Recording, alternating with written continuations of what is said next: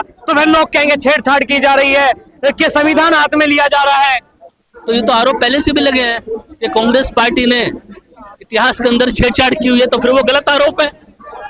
अगर आज किसी बात की प्रमाणिकता सिद्ध करने का अवसर दिया जा रहा है कि आप बताओ कि भगवान विष्णु के अंदर इतनी शक्ति है कि वो खंडित मूर्ति को अपने आप जोड़ भगवान की सुप्रीम कोर्ट में एक बार ये देश को भगवान चला रहे, ये देश को राम भरोसे, ये देश ही राम भरोसे भैया। उन्होंने बोला, सुप्रीम कोर्ट ने क्यों बोला कि भगवान से पूछो, क्योंकि ये देश चल रहा है राम भरोसे। कौन चला रहा है? नरेंद्र मोदी चला रहे हैं इस देश को। बोल दिया भाई ने, बहुत बड़ी बात बोल दी है। महेश भाई का पूरा समर्थन करता हूँ।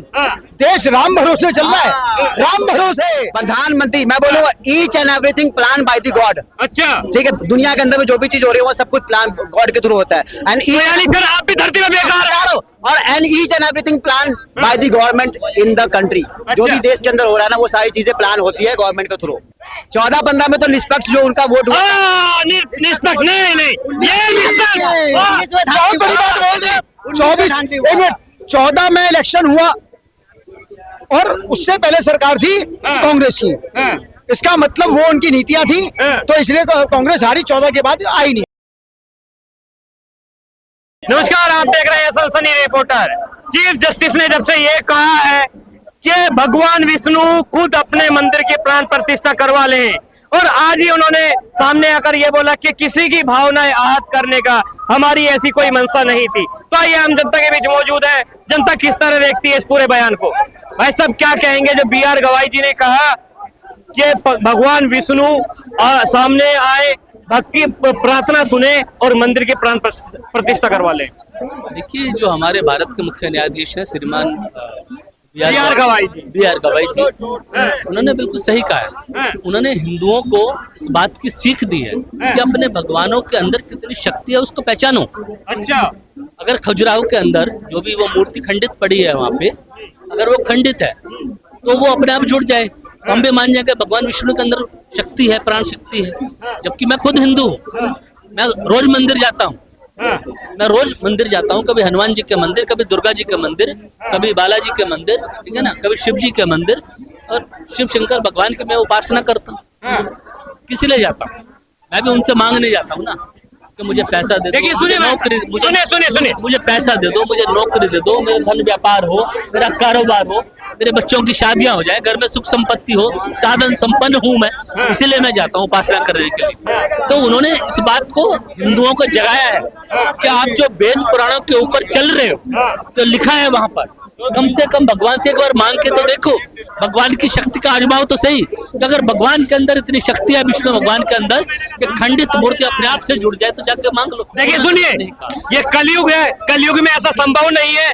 और दूसरी बात आपने कहा, अगर कुरानों में मतलब सनातन धर्म के ग्रंथों में इतनी ताकत है, तो फिर अगर ऐसा ही होने पे आया तो फिर लोग कहेंगे छेड़छाड़ की जा रही है, कि संविधान हाथ में लिया जा रहा है। तो ये तो आरोप पहले से भी लगे हैं कि कांग्रेस पार्टी ने इतिहास के अंदर छेड़छाड़ की हुई है, तो फिर वो गलत आरोप है। अगर आज किसी बात की प्रमाणिकता सिद्ध करने का अवसर दिया जा रहा है कि आप बताओ कि भगवान विष्णु के अंदर इतनी शक्ति है कि वो खंडित मूर्ति को अपने आप जोड़। तो यानी आप ये कहते हैं कि ये मानते हैं कि अब जज की कोई आवश्यकता नहीं है, न्यायालय की कोई आवश्यकता नहीं है, याचिका डालने की जरूरत नहीं है?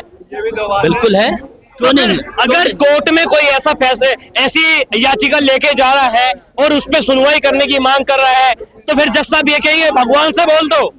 तो भगवान की याचिका सुप्रीम कोर्ट में क्यों जाएगी? भगवान के चरणों में जानी चाहिए थी ना। देश को 2 ही लोग चला रहे हैं। भगवान की याचिका सुप्रीम कोर्ट में एक बार ये देश को भगवान चला रहे, ये देश को राम भरोसे, ये देश ही राम भरोसे भैया। उन्होंने बोला, सुप्रीम कोर्ट ने क्यों बोला कि भगवान से पूछो, क्योंकि ये देश चल रहा है राम भरोसे। कौन चला रहा है? नरेंद्र मोदी चला रहे हैं इस देश को। बोल दिया भाई ने, बहुत बड़ी बात बोल दी है। महेश भाई का पूरा समर्थन करता हूँ। देश राम भरोसे चल रहा है, राम भरोसे।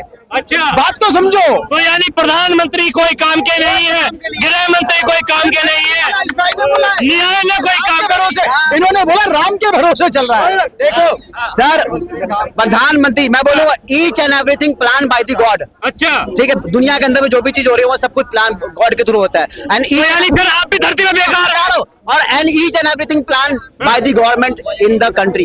जो भी देश के अंदर हो रहा है ना, वो सारी चीजें प्लान होती है गवर्नमेंट के थ्रू। अच्छा। आज के लिए आप आज के लिए सोचते हो, ये जो ना 5 साल के बाद का सोचते हैं। 19 में जो काम किया है ना बीजेपी ने, वो 2024 में उसका रिजल्ट आया। जो यानी जो अब हो रहा है 29 का सोच रहे 19 हैं। में किया हुआ है ये सारी चीजें कांड भाई। तो फिर कांग्रेस ने जो 11 में काम स्टार्ट किया, वो 14-15 का क्यों नहीं सोच पाए?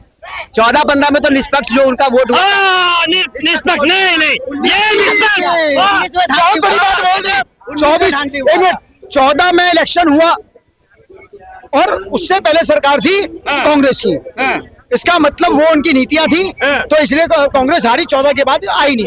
जवान साहब ये कह रहे हैं जो भी कराता है भगवान कराता है, ऐसा इनका कहना है कि जज साहब कोई काम के नहीं, प्रधानमंत्री कोई काम के नहीं, गृह मंत्री कोई काम का नहीं, केवल भगवान भरोसे चल रहा है। इस मेरे बड़े भैया ने नहीं, यहाँ से बड़ा भैया से सीधा होएगा नहीं, क्या? मेरे बड़े भैया इस मेरे बड़े भैया ने बोला कि देश राम भरोसे चल रहा इन्होंने बोली बात, मैंने नहीं बोली। है, और ये वाकई है, ये वास्तव मैंने नहीं में। और आपने भी बोला और आपने उसका समर्थन भी किया, क्योंकि राम मंदिर पे फैसले देने वाले जज को राज्यसभा में भारतीय जनता पार्टी ने भेजा। अच्छा, जिस जज ने, जो देश का मुख्य न्यायाधीश था, उसको, जिसने राम मंदिर का फैसला दिया, उसको भारतीय जनता पार्टी ने राज्यसभा सांसद बना के राज्यसभा के अंदर भेजा। तो क्या दिक्कत है? ऐसे तो हमारे देश में बहुत से लोग हुए हैं जिन्होंने अपने पदवी छोड़ के राजनीति को अपनाया। ऐसे एसपी, आईपीएस, डीआईजी, डीएम, ऐसे कितने लोग हुए हैं? तो जो सिर्फ देश के लिए कार्य करेंगे वही लोग राज्यसभा में जाएंगे। राम मंदिर, जामा मस्जिद के फैसले के ऊपर कितनी मस्जिदें तोड़ दी गई, कितनी मस्जिदें तोड़ दी गई। कितने जज साहब थे यहाँ पर जो बैठे हुए थे, जिन्होंने मस्जिद को तोड़ते हुए देखा और फैसले दिए। अच्छा। उनको क्यों नहीं भेजा राज्यसभा में, लोकसभा के अंदर? पहली ऐसी सरकार राम मंदिर, आपने राम मंदिर बनाने वालों को, आपने राम मंदिर बनाने वालों को राज्यसभा के अंदर भेजा, लेकिन संभल की मस्जिदें तोड़ने वालों को आपने कहा भेजा? पहली ऐसी कौन सरकार से जज है वो कौन से जज है?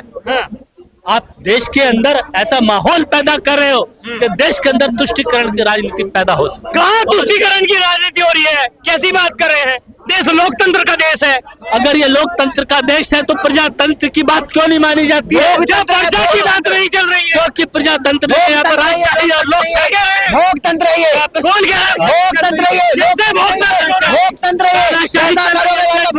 तानाशाही हो रही है, तानाशाही चल रही है, एक आदमी का राज चल रहा है यहाँ पे, नरेंद्र मोदी का। पहली और सरकार नरेंद्र मोदी जो कहते हैं वही सब संभव हो रहा है। और देश का आवश्यकता है कि नरेंद्र मोदी की तानाशाही को उखाड़ के फेंकने की, पहली सरकार भारतीय जनता पार्टी की राजनीति को जड़ से उखाड़ कर फेंकने की आवश्यकता है।